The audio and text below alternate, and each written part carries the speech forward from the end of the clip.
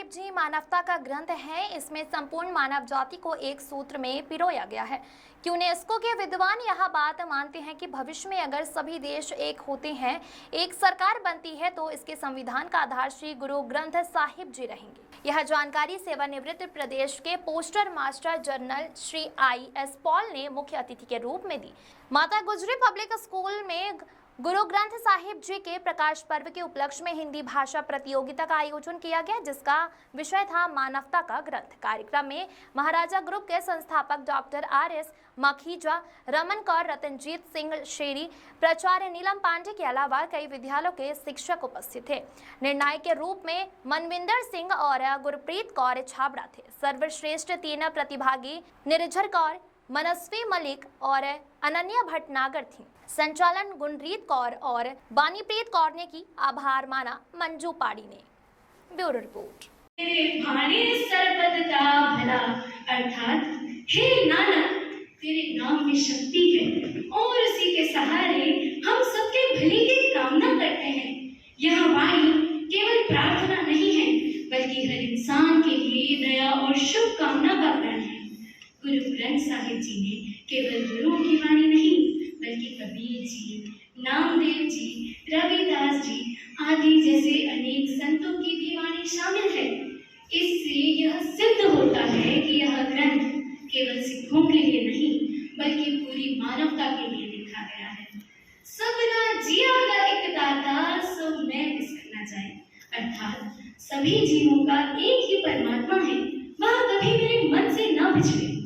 प्रिय साथियों, अगर हम गुरु ग्रंथ साहिब जी की शिक्षाओं को अपने जीवन में उतार लें, तो ना कोई ऊंच होगा, ना कोई नीच।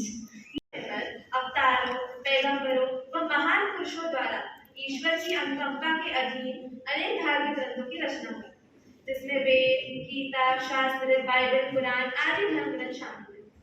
परंतु गुरु ग्रंथ साहिब सहज भाव वाला, एक ही ईश्वर को मानने वाला, नाम जप की प्रेरणा देने वाला, सभी धर्मों को एक समान दृष्टि से देखने वाला एवं समस्त विश्व को एक सूत्र में बांधने वाला एकमात्र पवित्र ग्रंथ है, जिसका उपदेश है यदि कोई भी व्यक्ति शुभ कर्मों करते हुए ईश्वर से प्रेम करता है, तो वह सभी दुविधाओं से मुक्त हो जाता है। चाहे वह किसी भी जाति या धर्म से संबंधित क्यों ना हो, वह ईश्वर को प्राप्त करता है। ना हम हिंदू, ना मुसलमान, अल्लाह राम ये प्रेम कराए। मेरा मानना है कि श्री गुरु ग्रंथ साहिब में जनसाधारण के व्यक्तिगत विषयों को लेकर उन्हें ईश्वर के साथ जोड़ने का बेजोड़ प्रयास किया गया है। सदाचार, एकता का संदेश, समाज की भलाई, धर्मनिरपेक्षता, सेवा, वैराग, स्तुति, निंदा, अंधकार, प्रकाश, मृत्यु, स्वर्ग, नरक, काम, क्रोध, योग, चिंता, चंदन, सुख दुख जैसी मानवीय संवेदनाओं का उल्लेख किया गया है। और साथ ही कर्म, धर्म तथा अवतार जैसे विषयों का भी समावेश किया गया है, और इसी में ईश्वर को पाने का उपाय भी बताया गया है। अव्वल अल्लाह नूर पाया कुदरत के संबंध में, एक नूर में सब जग उपजा, कौन भले कौन मंदे। गुरु ग्रंथ साहिब जी में मात्र सिख गुरुओं के उपदेश नहीं है, वरन 30 अन्य संतों और मुस्लिम भक्तों की वाणी भी शामिल है। इसमें जहाँ जयदेव जी, परमानंद जैसे महान ब्राह्मण भक्तों की वाणियां, वहीं जाति पाति के आत्मीयता के भेदभाव से ग्रस्त दिव्य आत्माएं जैसे कबीर, रविदास, नामदेव जी की वाणी भी सम्मिलित है। सभी सांची बाल सदाम जो तो सेना जैसे जी। गुरु ग्रंथ साहिब ने सभी जीवों को समानता का दर्जा देते हुए कहा है कि सभी का रचनाकार पिता एक ईश्वर है और हम सब उनके बच्चे हैं। इसलिए कोई छोटा बड़ा नहीं, कोई ऊंचा नीचा नहीं। हमारे पिता एक ईश्वर है, हम सब भाई हैं। एक पिता एक कस के हम बालक, तो मेरा दुल्हाई।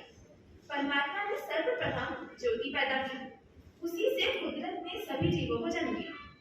जब हम सभी एक ही ज्योति से पैदा हुए, तो किसे अच्छा माना जाए, किसे बुरा, परंतु जिसने उस परमात्मा को जाना है, उसी ने उसे पहचाना है।